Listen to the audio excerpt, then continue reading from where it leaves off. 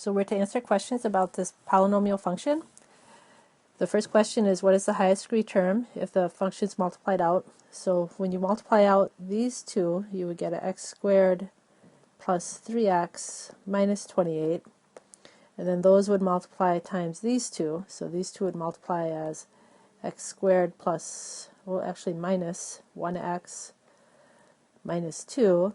And then if you multiplied more, you would get a x to the fourth, and that would also multiply times this 2 here. So we would end up with 2x to the fourth. Now you can do that a lot quicker. You can just go ahead and say, okay, this x times this x times this x times this x times 2 is what you get when this all multiplies out, plus a whole bunch of other stuff. Okay, so that's the highest degree term though. So what that tells you is that the graph of this function has the end behavior similar to y equals 2x to the fourth. So we talked about that, and since that's an even function, both ends are up. So the right end is up and the left end is up.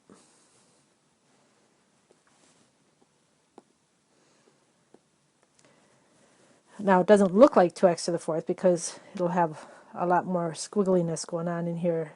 So we'd have to finish graphing it to find out what that is. We can see some easily though from the equation, because looking for the x-intercepts, we just set the factors equal to 0. So x minus 4 equals 0, x plus 7 equals 0, x minus 2 equals 0, and x plus 1 equals 0. So you get intercepts x is 4, x is negative 7, 2, and negative 1. So that would be the answer for right here, 4, negative 7, 2, and negative 1. The y-intercepts you find when x is 0. So to find the y-intercepts, we would go ahead and let x equal 0.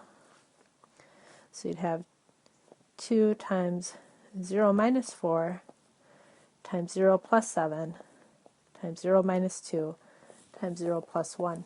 So if you multiply all of that out, what you would end up with is 112. And then now you have these 5 points on the graph, the x-intercepts and the y-intercepts and the end behavior. So if you wanted, you could go ahead and graph that.